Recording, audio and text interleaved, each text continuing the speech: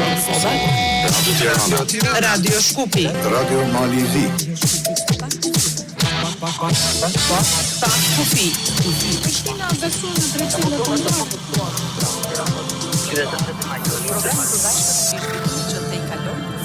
Programi i përbashkët me zhvillimet që të kalojnë kufinë shtetëror.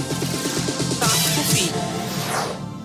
Përshëndetje të dashur dëgjues të Radio Kosovës, Radio Tiranës, Radio Shkupit e Radios Malizi. Jemi bashkë në emisionin tonë të përbashkët, Pak Kufi, të cilin e transmetojnë në 4 shtetet, me që edhe realizohet në 4 studiot e 4 radiove tona publike. Kemi zgjedhur të flasim sot bashk për betejën e Kosovës 1389, kontekstin e saj historik, mitet dhe politizimin. Pak din gjeneratat e reja për këtë betejë, por megjithëse kanë kaluar shumë vite, vazhdon të jetë një problem politik dhe vazhdon edhe të mitizohet. Unë jam Mirvete Uka, këtu në studion e Radio Kosovës kam ftuar për të folur për këtë temë profesor Dr. Nuri Bexhetin. Profesor, mirë se erdhe në studion e Radio Kosovës dhe ju faleminderit shumë për kohën. mirë se u gjejmë. Do të kalojmë linjen në studion e Radio Tiranës dhe të Radio Shkupit me radhë për të prezantuar edhe të ftuarit tanë. Shkojmë tani në Tiranë, profesor Nuri Bexheti sapo ka arritur në studion ton, por do lidhemi me Tiranën që të shohim nëse linjat janë në rregull. Jaho? Po, përshëndetje Mirvete për ju, për të ftuarin tuaj, për të gjithë kolegët në studiot të Shkupit dhe të Malit të Zi dhe për dëgjuesit që po na ndjekin sot në emisionin Pak Kufi.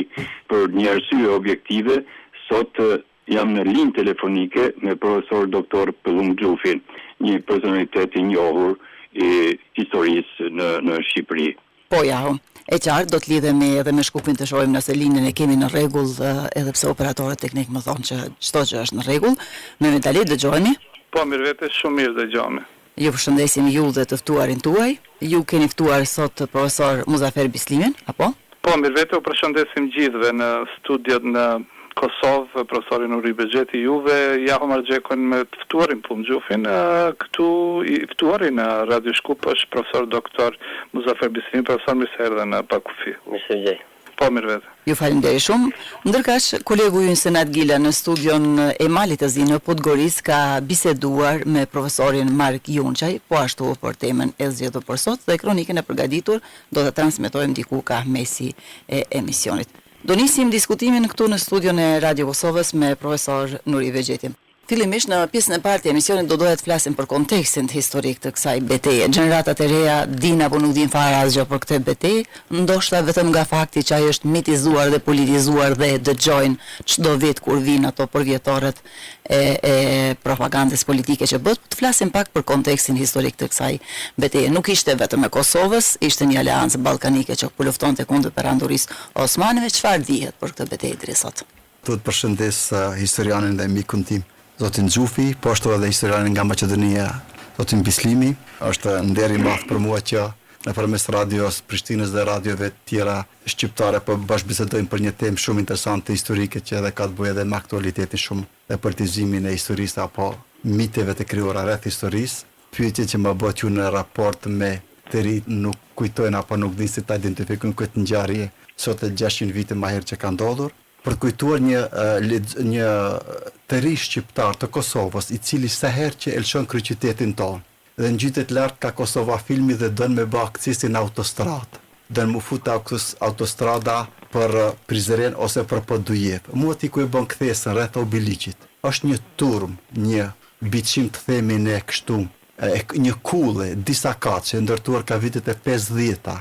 Në periudhën e komunizmit, ajo është një monument I njohur si Gazimestani këtu. I njohur si Gazimestani që kujton një ngjarje që ishte ndodhur asaj 550 vite më herët. Pra aty mendohet, sipas historianëve dhe specialistëve të kohës, që një përplasje e madhe mes dy ushtrive të mëdha, të një koalicioni të madh ballkanik dhe të një koalicioni të madh osman me formacione të ndryshme, qoftë nga Romelia, qoftë nga Anadoli, ishin përplasur në ata kodra që ne sot është aksesi në autostradën apo në bypassin e famshëm që në lidhën drejtim të fushë Kosovës. Pra kjo është ajo e famshmja beteja e fushë Kosovës, e një koalicioni ballkanik, kuptohet në një epicentër me drejtues të pushtetit mesqetar serb, me pjesëmarrës me një informacion nga Bosnia, nga Vllahia, nga Serbia qendrore dhe nga pjesët administrative të Serbisë asa kohë në Kosovë, me pjesëmarrës nga Shqipëria e mesme dhe jugut me Muzakajt dhe princë tjerë arbër, për të cilat unë gjykoj që zoti Xhufi është më me kompetencë për të folur për detale të thelluara, por e parë në një retrospektiv historike është një ngjarje që ne duhet ta kujtojmë dhe jo ta politizojmë shumë, jo ta politizojmë si historiografia serbe, s'po them jugoslave, po serbe në veçanti, e cila nëse mund të bëjmë një konkluzë të sertë dhe të rast, ato thonë që ishte një luftë mes serbëve dhe kundër osmanëve, historianët serioz dhe të pamshëm gjykojnë që ishte një koalicion më i gjerë, ballkanik ta quajmë kështu, me pjesëmarrës me diverzitet, qoftë nga numri i pjesëmarrësve, qoftë nga pasojat e luftës, qoftë nga impaktin që pati e përplasje e madhe mes një koalicioni ballkanik dhe një fuqie në ardhje që ishte shumë sulmues në drejtim të Ballkanit qendror, siç ishte Perandëria Osmane, apo Perandëria Osmane, kur themi këtu do të kuptojmë që Rumelia, gjysmë të dytë të dekadave të fundit të shekullit 14 dhe komplet të shekullit 15 do toja unë, është zemra e shpirtit madh të një perandërie që ngriti. Është Rumelia ajo që jep fuqi të madhe po të otomane themi. Kujtojmë tu që duhet të kalojnë më shumë se 100-150 vite që Perandëria Osmane të etablohet mandej në drejtim të Anadollit. Pra, se shumica e trive mendojnë se Perandëria Osmane është Azi komplet. Harrojnë që fuqia, ngritja e kësaj perandërie është në gjysmën e dytë të shekullit 14 kur ata kalojnë në pjesën europiane dhe në Rumelia ata marrin shumë elemente nga bota bizantine, nga bota perëndimore, i lidhin ata elemente që janë dashur tyre, qoftë në administratë, qoftë në kulturë e tjera. Çfarë dihet për historinë e kësaj betejë? Sigurisht nuk ka pasur burime shqiptare krejta, jo materiali dokumentacioni shqip është bazuar më shumë nga kronikat turke, por ka dhe burime të tjera të cilat mund të konsiderohen më të besueshme dhe të gërshëtohen ato për të ditur e vërteta e kësaj betejë? Thënë shkurt, mbas zoti Xhufi do flasë më shumë detale për të gjëra që besoj se është më me kompetencë, atëherë burimet, informacionet e ditëve, themi, javëve, muajve apo viteve, për një herë pas ngjarjeve që kanë ndodhur në verën, në qershorin e vitit 1389 janë të pakta. Burimet osmane thonë që është një përplasje, që zoti i madh sultani dha shpirt atij, që të pauzët krishterë e vrarë sultanin, por ne që fituam parafërsisht kështu është përshkrimi i tyre. Të gjitha burimet me gjitha do të thonë që ka qenë betejë e madhe me numër shumë të madh. To kuptojmë dëgjuesin e nderuar që na dëgjon. Janë dy beteja të famshme. Kjo e famshmja e para, kjo e 1300. Beteja e parë është kjo për të flasim sot. E 1428-s. Për këtë dytë ka shumë më shumë fakte, shumë më shumë burime, ka zgjatur pak më gjatë rreth dytë, shumë më shumë është e lëvruar sesa kjo e para dhe shpeshherë edhe njerëzit e kanë gatuar këtë dytën me të parën. Për të parën nuk ka shumë burime, por si ngjarje ka ndodhur, e ka kap kronika historike, ka marrë peshë historike për shkak se nuk ka ndodhur që në historinë e Perandërisë Osmane nga themelimi e deri në rënje, nuk ka ndodhur që në një fush betejë të ketë dhënë shpirt një sultan. Dy raste përjashtim janë në këtë. Sultan Murat i parë dhe mandej një incident, një episod tjetër është i 1402-shit kur djali i këtij, Muratit parë, Bajaziti zgjidh rrop në betejën e Angorës apo Ankaras së sotshme, i 1402-shit. Të tjerët sultan kanë ndodhur që ka lëshuar shpirti në ekspeditë sipër, por ka lëshuar shpirti në çadër, si Sulejman Madhështori, apo dhe një tjetër në një komplot e ka lëshuar shpirti në harem. Por në fush betejë nuk ka ndodhur që sultan tjerë të vritën deri kur Perandëria merr fund në 1923 zyrtarisht. Pra në botën osmane dhe historiografia osmane jep shumë peshë se një i guximshëm, një osman me vizion sulmues, fizikisht ka dhënë shpirt në fush Kosovë, prandaj Tyrbia e famshme që ka vlerë. Pasi kjo është fakti kryesor që është mitizuar kaq shumë edhe për kundër ekzistimit. Edhe për ballkanasit, domethënë është që një, ne themi një arbër sabatuj një sarb. Miloš Kopilici, ne themi Miloš.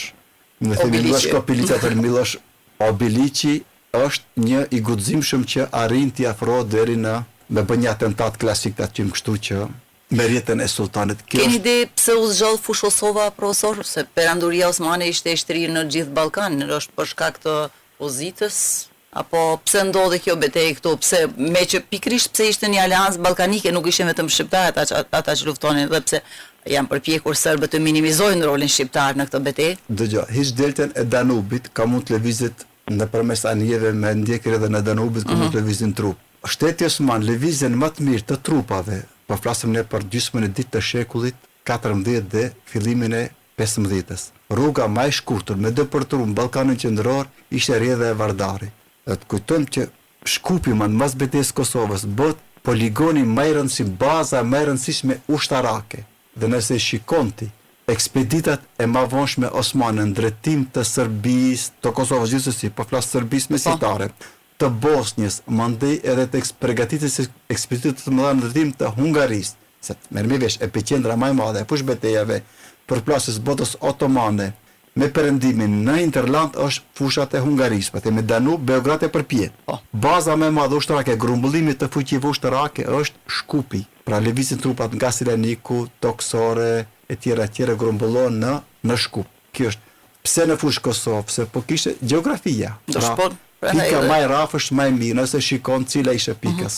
Kjo ishte ajo që u zgjodh edhe fati ishte ky. Profesor, do të kalojmë radhën në Tiranë nëse Jaho Margjek është gati me mysafirin e tij, Jaho. Po, faleminderit mirëvete, faleminderit zotit Bexheti. Siç ju thash, për arsye objektive, unë do ta kem profesor doktor Pëllum Gjufin në linjë telefonike, ja të provoj si po dëgjohemi me profesor Gjufin. Përshëndetje profesor Gjufi. Përshëndetje ju e të gjithë dhe kolegët që janë në linjë.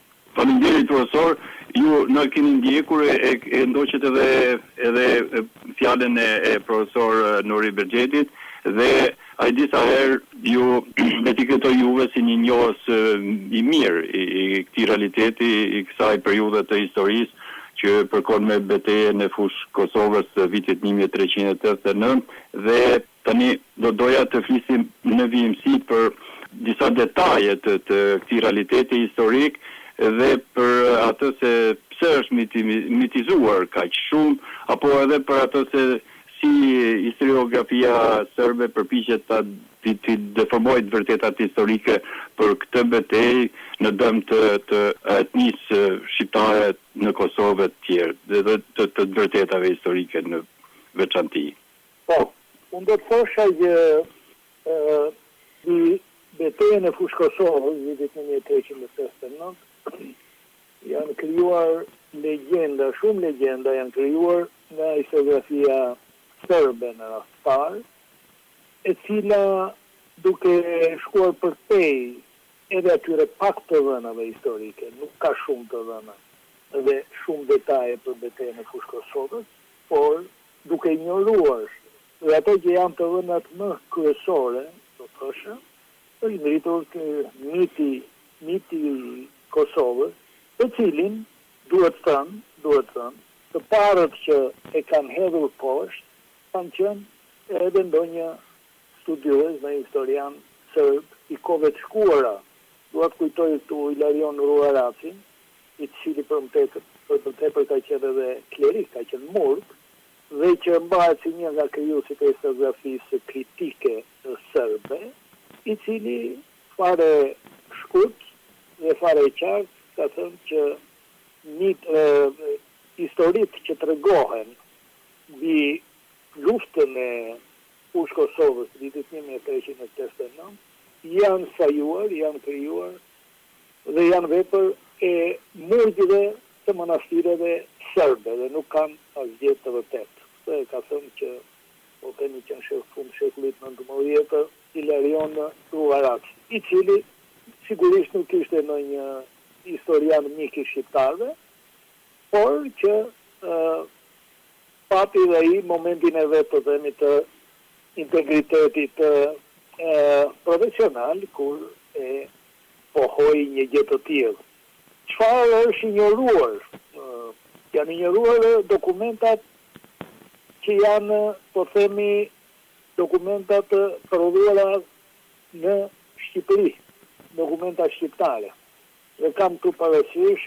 A kemi të tilla, profesor, do të thënë autentike ose të cituara të tjerë Do të me çfarë peshe, se që kemi, ju e thatë që kemi. Pikërisht atë po them tani, është kronika Gjon Muzakës, e cila është shkruar nga një kre i Shqipërisë Jugut, nga familja e Muzakajve, Gjoni, i cili në vitin 1478 iku nga Shqipëria, si shumë fisnik të tjerë shqiptarë, u strehuan në Itali, dhe aty nga fundi i jetës tij, në vitin 1510, ka shkruar një kronik të familjes Muzaka, kështu është quajtur nga zbuluesi i kësaj kronike Karl Hoff, studiues gjerman shumë i njohur, i cili gjeti në shtëpinë e një familjeje pasanse nga kastriotët. Dhe e ka botuar në vitin 1873 dhe e ka quajtur këtë kronik si perla e materialeve tona për historinë mesjetare të Shqipërisë. Ai shkruan për historinë e Muzakajve, por në fakt duke u nisur dhe nga lidhjet e ngushta që kjo familje pati deri ke balshajt e veriut, ai ka bërë praktikisht një histori të familjeve kryesore shqiptare të shekullit të 14-15.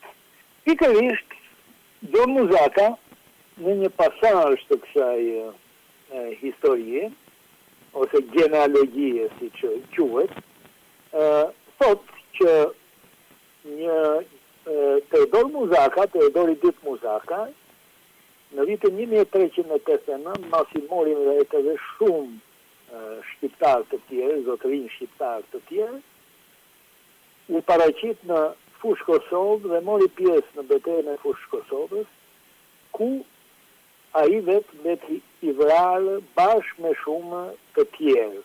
Këtë e thot kronika e Gjon Muzakës, të cilën kemi ka arsye dhe historian të mëdhenj, të shquar Europës, e kanë konsideruar për një burim shumë të rëndësishëm, pikërisht edhe për betejën e Fushë Kosovës. Është një dokument tjetër, kësaj radhe nga krau tjetër, një dokument bizantin, i shkruar nga Iraku, që ka qenë sekretari i Patrikanës së Konstantinopolës, Patrikanës ortodokse së Konstantinopolës, që ka qenë afër ngjarjeve dhe kohësisht, i cili është akoma edhe më i detajuar në programat që jetë. Ai thotë që në betejën e Fushë Kosovës morën pjesë Dardanët, morën pjesë banorët e Nisjes. Nisja është krajina midis, po themi midis derdhjes së Drinit e derdhjes së Ishmit. Morën pjesë gjithashtu thotë banorët e Akrokerauneve, që është zona e Labërisë dhe i Marë. Morën pjesë banorët e Epirit, dhe banorët e Adriatikut, e Bregdetit Adriatik, ka parasysh Bregdeti në veri të themit Lezhës, deri në Tivar.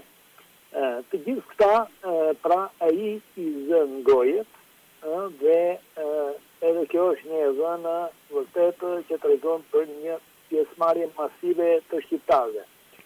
Rëndësi do të veçave jepja faktit që ai flet për Dardanët, si që shqipne i përdor emra geografik edhe të hershëm, si që ishte në mod të themi në botën e kulturës asaj kohe, pra i flet për Dardanët, po ka parasysh pikërisht banorët shqiptarë të kësaj treve, në të cilën në fund të fundit u bë beteja.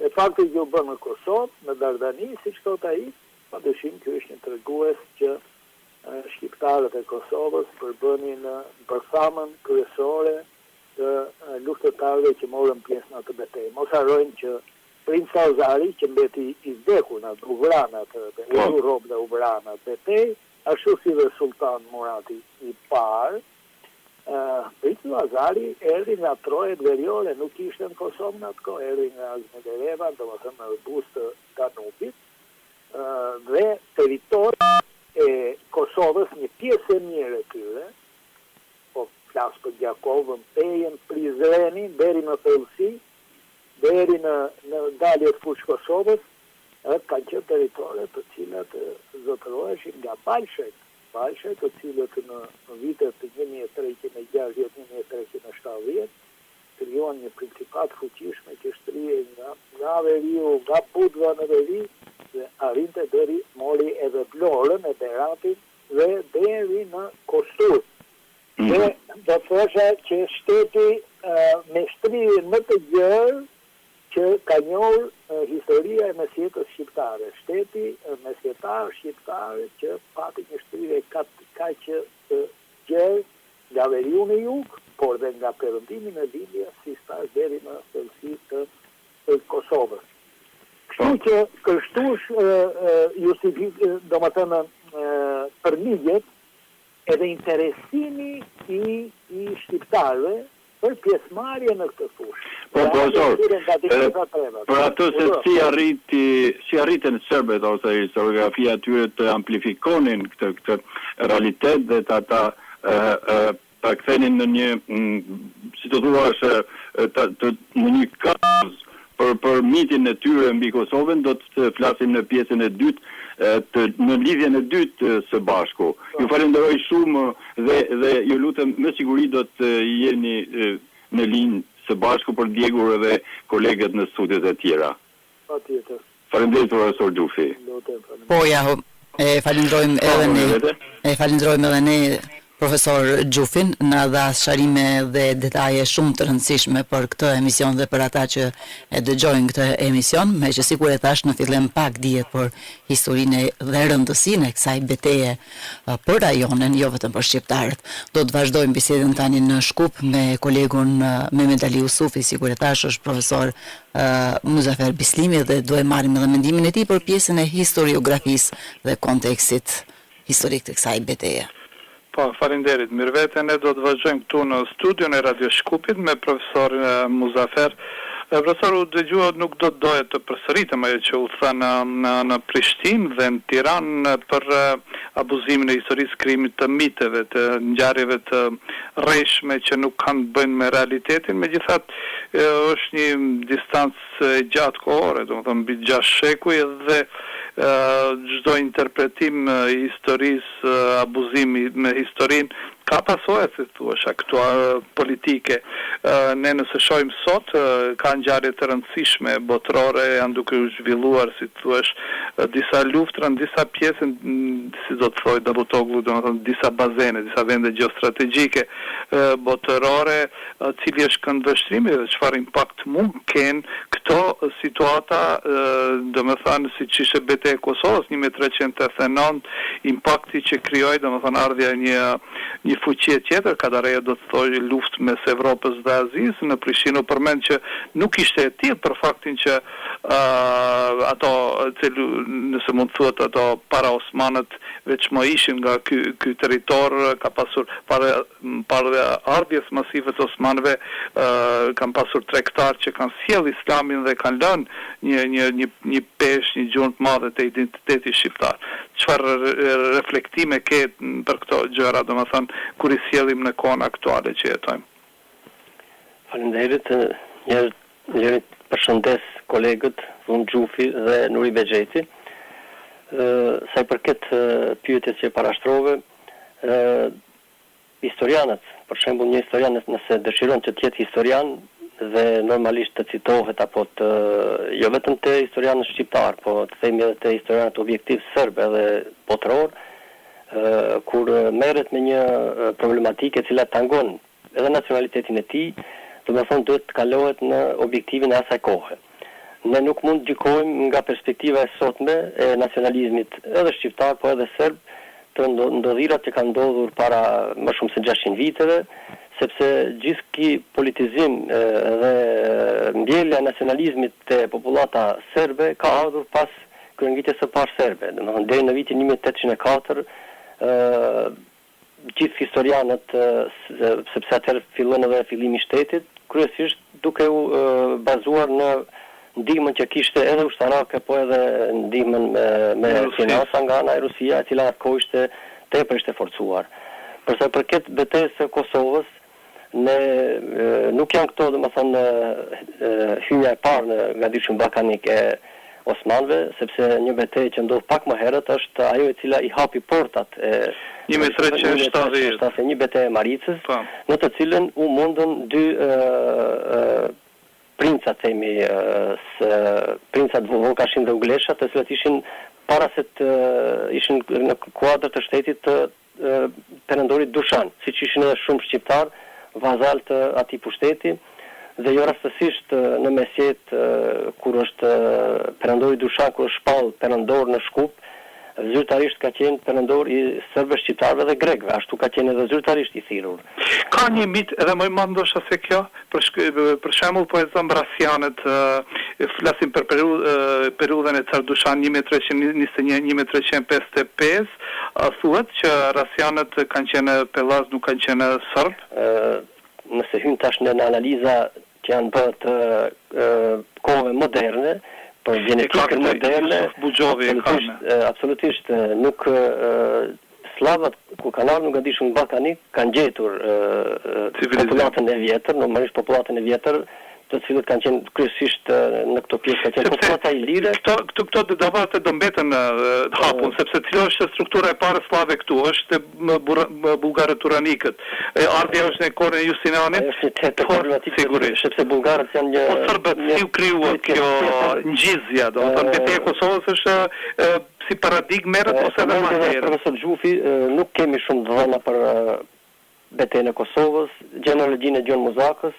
Kemi kronika osmane të kohës, mirë po kronikat e osmane nuk kanë shumë të dhëna, ata përmendin vetëm numrat e ushtrisë, 80.000, 100.000 përmendin numra, shkoi atje dhe ra shehid sultani, për shembull, sepse e dim që Sultan Murati ka rënë pas betejës, domethënë mbas përfundimit të betejës. Po. Edhe këtu një mit tjetër, Miloš Kopili apo Kopiliçi.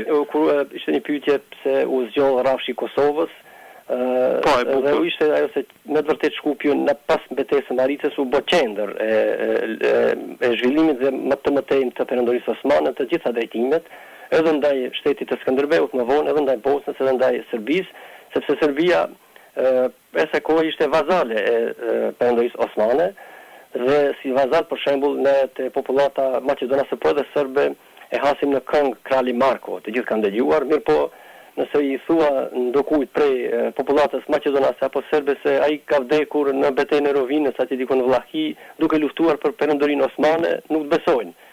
Domethënë dhe përmendje edhe dikush para meje se kryesisht serbët janë bazuar te burimet kishtare. Nëse i lexon burimet kishtare ose profesori Nuri janë shelën manastir dhe kanë abuzuar me histori, kanë shtrembruar. Absolutisht kanë pas një fallë autonomie sepse hilandari dhe manastiret tjera që kanë qenë në Gadishullit atje në Greqinë e sotme kanë pas një lloj autonomie dhe fare nuk janë prekur nga ana e perendorisë osmane, dhe nëse i lexon raportet e atyre kishtare për ndodhit edhe të betejës Maricës, edhe të betejës tjetër, për shembull pas betejës Maricës ka kronika ku thuhet se sikur është bërë kiametin tër botën dhe është vrarë krejt popullsia, që faktikisht nuk është e vërtetë sepse menjëherë pas penetrimit perendoria osmane bën të regjistrimet. Dhe nëse i shihni regjistrimet e para të perendorisë osmane në gjithë periudhës prej fillimit e deri në kryengritjen e parë serbe, kemi një rritje enorme të popullsisë krishtere në gadishurin ballkanik. Domethënë serbët kot mundohen të tregojnë mënyra të tjera sepse domethënë kanë hekur në kohën e perendorisë osmane, që nuk është e vërtetë. Kanë qenë privilegjuar. Absolutisht popullata krishtere ka paguar një tatim i cili ka qenë për shkak se ata nuk e kryenin ushtrinë, nuk merrnin pjesë, normalisht kishte edhe kanë paguajtur tatime të ndryshme, mirë po nëse i marrni defteret e regjistrimit, i analizojmë, do të shihni se populata serbe në atë kohë ka një rritje të madhe. Për sa i përket, domethënë duhet theksohet se edhe ka një legjendë, se unë vi nga ajo anë, ku thuhet lëvizja e ushtrive osmane nga Shkupi drejt Kosovës. Ajo pjesa më e madhe e ushtrisë, sepse ushtria osmane ka qenë ushtri glomazë. Kur shkonte sultani në krye të ushtrive, ushtria duhet të jetë mbi 80.000 ose 100.000 ushtar, dhe atëherë ishte në pjesë sultani. Ato kanë shkuar ka territori të Nurit, domethënë ka Dibra, kanon ma. Domethënë tregon një legjendë se është atje në besoj profesor Nuri Bexheti e din më mirë, atje mbi viti është një kodër që quhet kodra e furrave. Është në territorin e Maqedonisë, po në bazë legjendës thuhet se aty ka kaluar ushtria e Sultan Muratit nëpërmes luginës domethënë Likovës shkohet drejt asaj pjesë është mbi fshatin Devoldet sotëm, mirë poshtë në territorin e Maqedonisë. Në një kohë ka qenë atje un profori, se prej aty shifet gati gjithë Kosova. Është një pikë strategjike, është aty domethënë afër kufirit, mirë poshtë në territorin e Maqedonisë dhe është vendi edhe sot e kësaj dite quhet Kodra e Furrave. Pretendohet edhe nga historian për shembull nga Aleksandar Stojanovski, të cilin e kam pas mentor për përgatitjen e temës sime të magjistraturës, edhe ai mbante këtë qendrim sepse aty i ka pas sultani furrat e veta për të përgatitur ushqimin për ushtrinë e tij gjolazë. Unë duhet ta fokusoj te si thuash burrimet ndërkombëtare. Për shembull, ose edhe ka pasur profesor që e kanë paguajtur me jetën e vet historinë që e kanë shkruar në mënyrë shumë objektive Milan Shuflaj, që është vrarë nga dora e zezë serbe, dhe të flasim edhe për historian shkolla si Cambridge, një Malcolm, një histori të shkurtër për Kosovën, i bën si thuaç një retrospektivë edhe betejës Kosovës, edhe bën retrospektivë kush i pari, domethënë ato populli autokton dhe ardhacake, domethënë bën një domethënë shumica e historianëve objektiv, gati se gjithë historianët objektiv, betejën e Kosovës e llogarisin si një betejë të koalicionit të forcave të shtetëve ballkanike dhe Perendorisë Osmane. Kuptohet se edhe në anën e Perendorisë Osmane kishte bazal të tjerë të cilët luftonin në anën e tyre. Dhe ndërsa këto që i përmendet janë historian pak të kohës më tretë, shekullit 20, bile tash edhe të kohës më tre, Oliver Schmidtin e përmende. Dhe për sa i përket betejës Kosovës, përveç historiografisë serbe, edhe thash edhe te serbët mund të gjenden historiantë të cilët janë objektiv. Po kjo është historiografia serbe, domethënë nga formimi i shtetit serb, 119. Apetitet e tyre drejt zgjerimit territorëve dhe ku zgjerimi i tyre kryesisht ndeshej me shqiptarët. Ka ndonjë burrim që tregohet se Serbinë kanë krijuar një familje shqiptare kelmendet? Është edhe ajo përmendet se Karagjorgje Petrović është me prejardhësh, me të vërtetë është nga Peshteri dhe këtë kanë thënë edhe disa historianë serb, por prejardhja e tij thuhet se është nga fisi i kelmendëve, domethënë me prejardhje shqiptare ortodokse. Mirë, po marr parasysh në sot e kësaj dite, edhe në Greqi kemi shumë shqiptarë të cilët disa e pranojnë se janë shqiptarë, disa tjerë nuk e pranojnë haptazi. Kemi pas raste në Maqedoni, domethënë disa e kanë pranuar, disa kanë filluar ta pranojnë. Këtu është problemi ortodokse shqiptar që thuhet numri 300.000, mbase është egzageruar, po e thot një ortodoks Branislav Staninovski, po thash derisa nuk verifikohet dhe nuk thuhet haptazi se në bazë të registrimit del numri i tyre, atëherë vetëm mund të supozohet, mirë po se ka krishterë shqiptar ortodoks edhe në Serbi, po edhe në Kosovë ka patur, po edhe në Maqedoni gjithsesi se ka. Profesor, faleminderit për këtë pjesë. Shkojmë në studiot në Prishtinë që të vazhdojmë pjesën e dytë që përmendi edhe Ahoja. Mirëvete. Falenderojmë shumë profesor Muzafer Bislimin dhe tani e ka radhën kronika e përgatitur nga kolegu ynë Senat Gila. Ai ka bashkë biseduar për këtë temë me historianin Mark Jonçaj. Do ta ndjekim bashkë.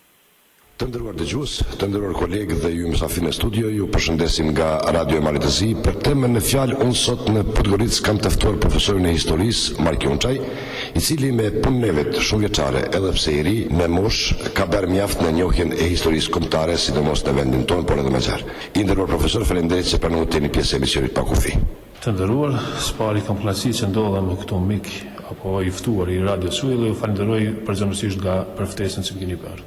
Ne ju kemi ftuar që të na flisni për një temë e cila as sot nuk është saktë përcaktuar nga historianët tonë edhe në rajon. Ka qenë fituese apo humbse? Kush përfitoi dhe kush humbi nga betejë e Kosovës në vitin 1389? Është e vërtetë, është fakt, do thotë se është një ndër betejat problematike, do ta quaj, domethënë për gatishmërin ballkanik dhe thjesht një ndër arsyet sepse do thotë lehet kjo hapësirë hapur në fites, humbje etj. Është për shkak se ka një betejë me shumë humbje, domethënë në dy anë të koalicionit ballkanik në njërin anë edhe Perandorisë Osmane në anën tjetër dhe vdesin të dy udhëheqësit. Domethënë Lazar Rebelanović vritet, mendohet gjatë betejës ose pas betejës ajo ka mbet pas bardh, sikurse edhe Sultan Murati i parë në anën tjetër. Dhe të dy ushtrit tërhiqen nga fush beteja, saqë për shembull dokumentet e para në Evropën Perëndimore e festojnë si fitore. domethënë të aleancës ballkanike, derisa më vonë vërtetohet dhe faktikisht kjo duhet më tregua se është disfat e ballkanikëve dhe fitore e perandorisë osmane. Domethënë aty nuk ka diskutim pse kjo nuk kalon shumë kohë dhe për shembull i biri i Lazarit, Lazar Rebelanovicit Stefani, çka ndodh me ta, bëhet vasal i perandorisë osmane. Dhe besoj se kjo më së miri të dëshmon faktin se kush ka fituar apo kush ka humbur në këtë betejë, pra thotë. Dhe nuk kalon shumë kohë, pas pak vitesh për shembull edhe Gjergj II Balsha bëhet gjithashtu vasal i perandorisë. I lutem, a mund të na thoni diçka shkurt edhe për rëndësinë historike të kësaj betejë, për formimin e Aleancës Ballkanike si e përmend? Po, do thotë rreziku osman në Evropë paraqiten në vitin 1354, është hera e parë kur kalojnë dhe fillojnë pushtimet nga Gallipoli. Mbas anëj për shembull e kem betejën e Maritës në vitin 1371, e cila hap edhe më shumë rrugën drejt pushtimeve në Ballkan.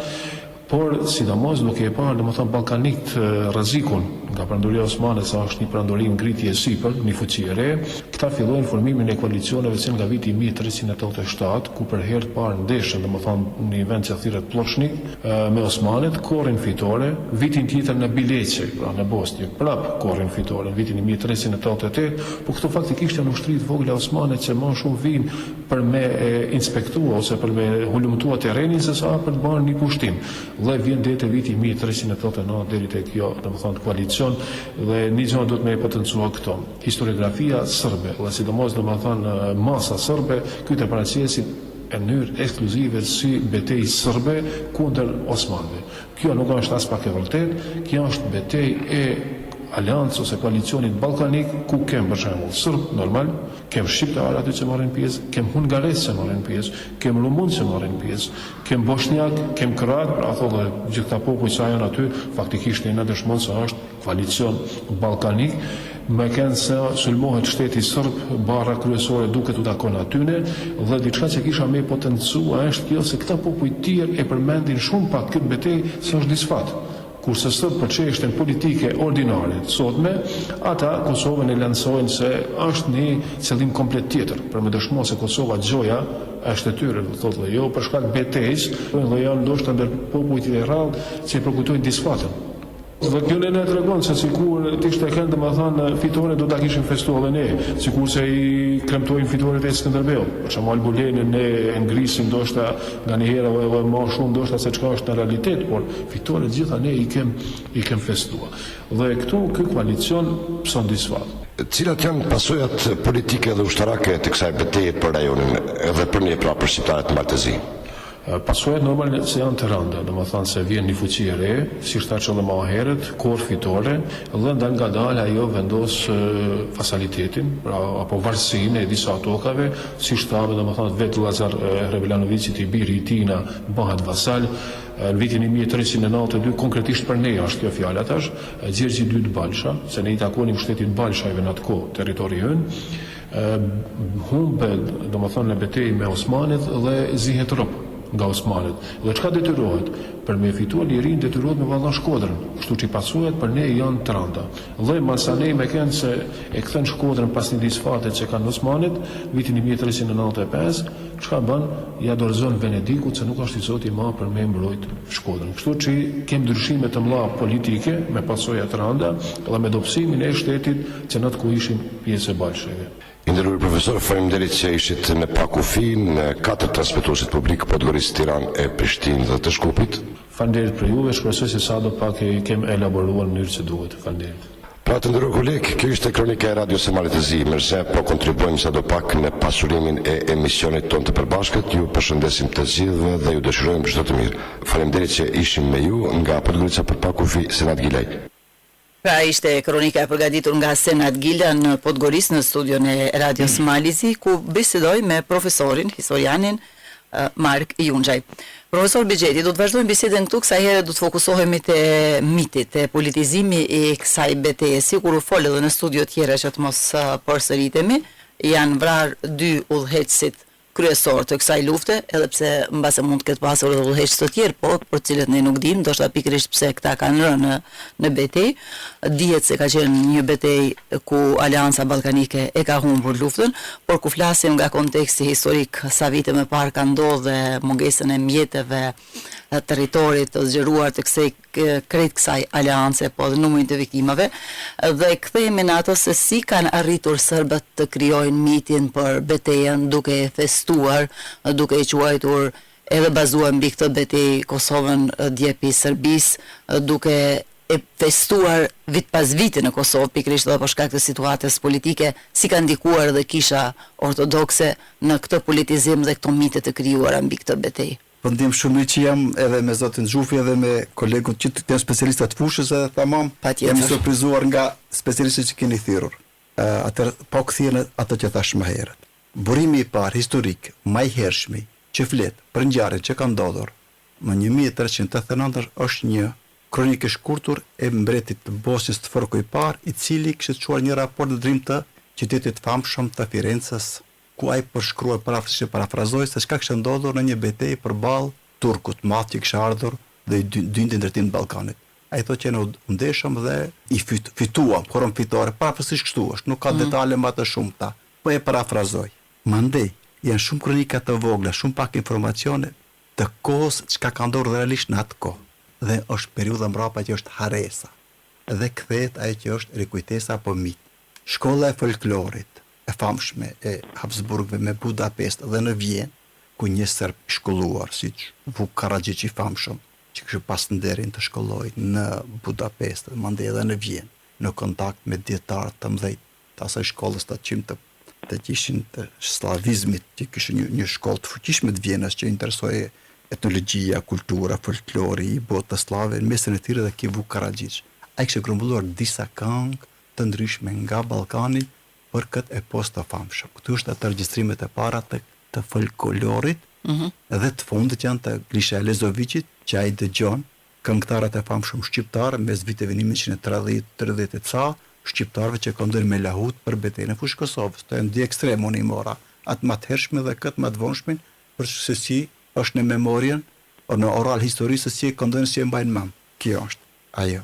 Pra, mandej miti, kuptojmë një gjë, krijimi i shtetit serb, mandej, politik serb, në kufit e 1830-s, apo të një ndërkombëtarisht të 1878-s.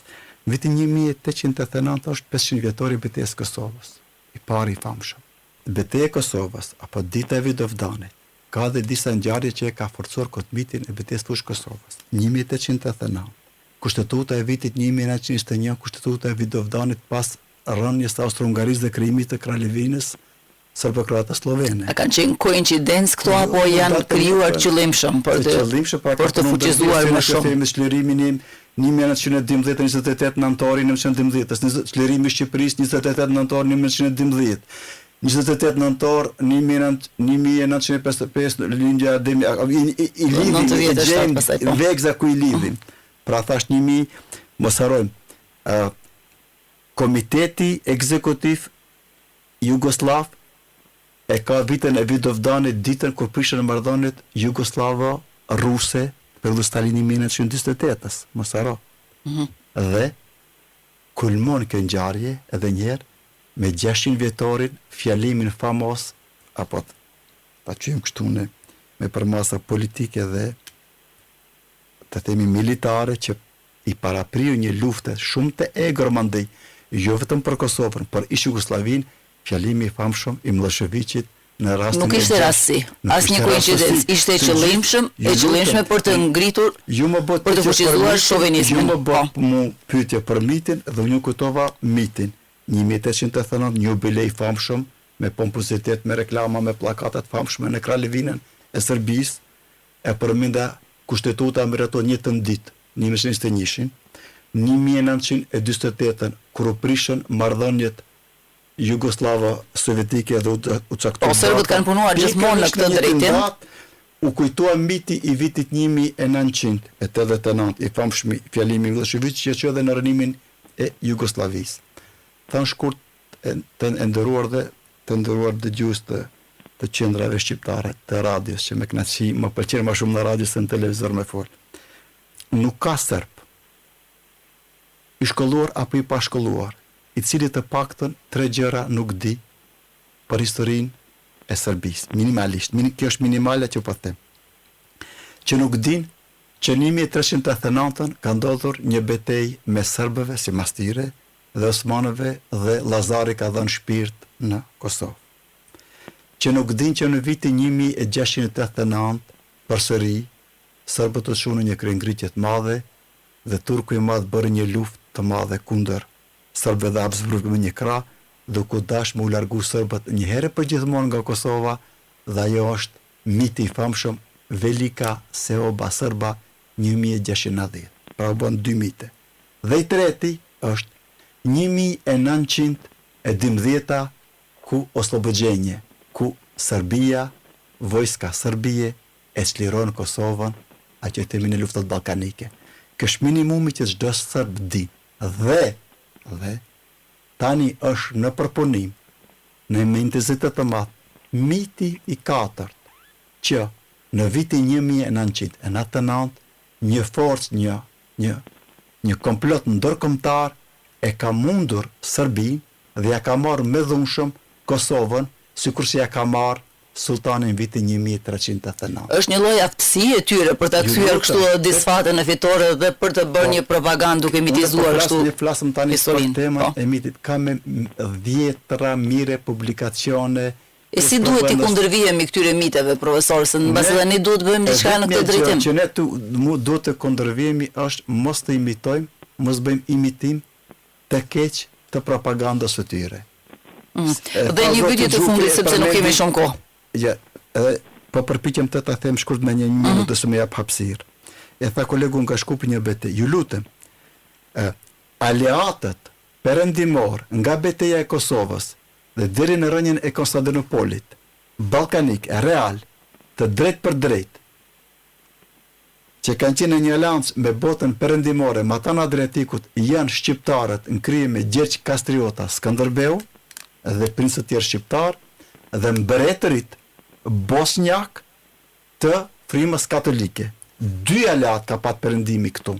Të tjerët ishin vazal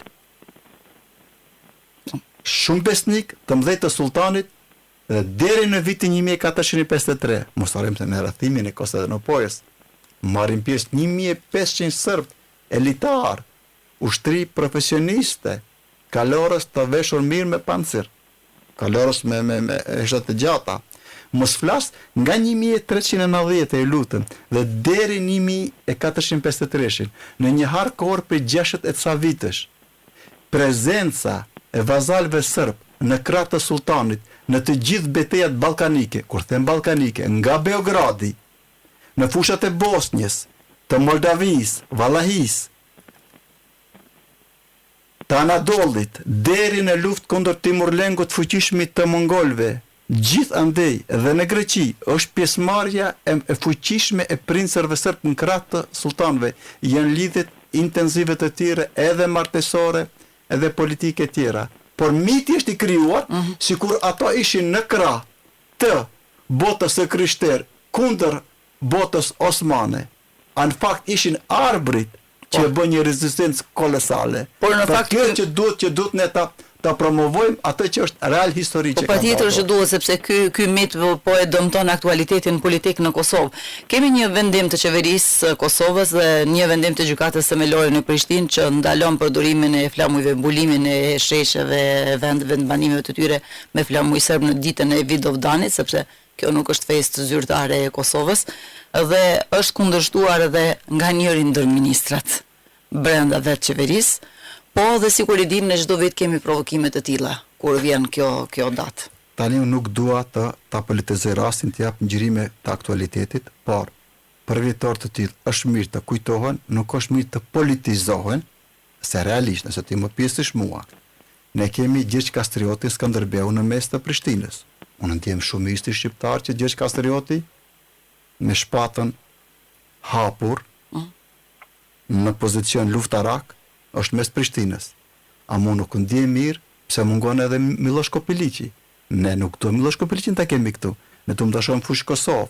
A mos harrojmë që ki Miloš Kopiliqi dhe kishte një luftëtar 60 vite para kauzës së Gjergj Kastriotit.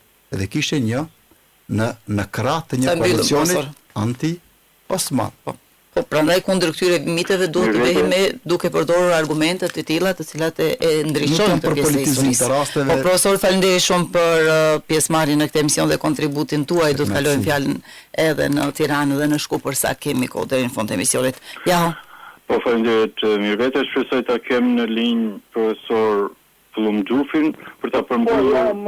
Shumë faleminderit që jeni profesor Xhufi. Se i kam prerë veshët, kolegët nuk po munden t'i dëgjoj. Më vjen keq se jemi në fund të emisionit, profesor, dhe do ta përmbledhim pak mendimin për atë se çfarë mund të bëjë historiografia shqiptare për të të kundërbën atij ekspansioni serb, të historiografisë serbe.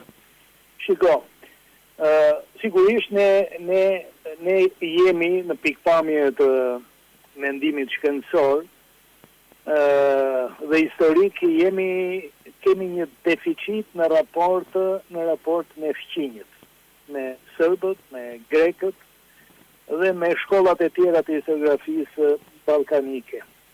Për fat të keq, kur këta serbët, bakar dhe madazezët, bulgarët, grekët, ngrinin akademitë e tyre, dhe këtu jemi nga fillimet e shekullit 19, ne akoma ishim një vend i robëruar. Pra, Akademia Shqiptare, si që dini, në Tiranë shkruar në vitin 1972, po atë kohë Akademia e Kosovës, dhe duhet them që në këto rrëmujrat e tranzicionit post-komunist, që e parë që politika shqiptare ishte të zhbënte Akademinë e Shkencave, ktheu në një akademi honorifike, pa institute, pa studiues, të cilët edhe në 30 vjetë bën gjithçka dhe dan goxha. Pra, duhet në rast të parë duhet të kemi institucione të forta, duhet kemi shkollë të fortë, duhet kemi institucione kërkimore shkencore, universitetet forta, akademit forta, në mënyrë që të përballojmë një detyrë që është vërtet shumë e vështirë. Megjithatë, unë do të thosh që historiografia shqiptare, qoftë me bazë këtu në Shqipëri, qoftë në Kosovë, qoftë në Maqedoni, sidomos këto dekadat e fundit, edhe në Maltëzi gjithashtu, kam bërë shumë përpara dhe mund të them që disa legjenda janë hedhur poshtë dhe tashmë nuk zë më vend të po them në literaturën historike botërore, që shkruan qoftë edhe për vetën e fushë Kosovës, po në përgjithësi edhe për historinë e Ballkanit dhe të popujve ballkanikë nga periudha e lashtë e deri në ditët tona.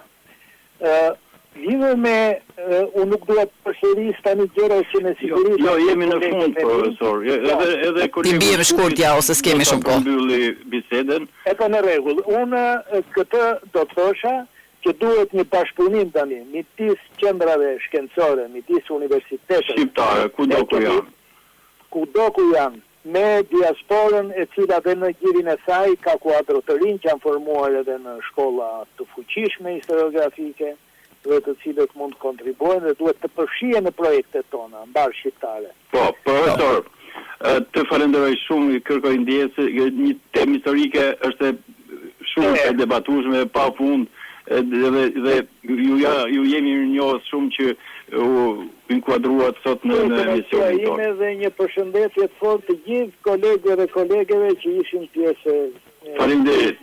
Faleminderit profesor Xhufi. Qoftë dhe juve. Faleminderit profesor Xhufi. Faleminderit shumë. Ju faleminderit profesor Xhufi, me medalin. Nga Tirana me profesor doktor Plum Xhufi. Kemi shumë minuta, çfarë duhet bërë, si duhet të çmitizuar, domethënë historiografia jon dhe çfarë duhet të bërë për bashkëpunim, më të qetë që argumentet tona në Ballkan vis-a-vis historiografisë botërore të merren si mirëqena nga studiosit tanë të vërtet dhe jo për shembull nga lënë historiografia serbe të jetë dominante, siç bëjnë, ato janë të motivuar shumë për të rrejtur, për të gënjur, e kanë virtyt kombëtar të tyre sipas Dobrica Qosić, por ne çfarë duhet bërë? Më thonë, unë fundi bashkangjitje me asaj që tha kolegu Xhufi, institucionet do të bashkëpunojnë ndërmjet vetes, por duke shashtuar se ne e kemi të vërtetën në anën tonë, dhe gjithashtu kisha bërë apel të studiuesit që pse mos të votojnë edhe në gjuhën serbe. Do të thënë, ato faktet, argumentet që janë në anën tonë, të votojnë edhe në gjuhën serbe. Unë shumë prej punimeve të mia dhe librave kam të votuar edhe në gjuhën maqedonase, po në gjuhën serbe nuk kam ende, po pse mos votohen kur i ke faktet dhe argumentet, dhe besoj se edhe te serbët ka historianë të cilët janë objektiv dhe edhe popullata serbe duhet të lexojë të vërtetën. Mirë vetëm në dëgjoj. Po e dëgjojmë me Dali. Atëherë po e mbyllim këtu emisionin të nderuar dëgjues, bashkë biseduam në 4 studio tona për betejën e Kosovës të vitit 1389, kontekstin e saj historik, mitet dhe politizimin.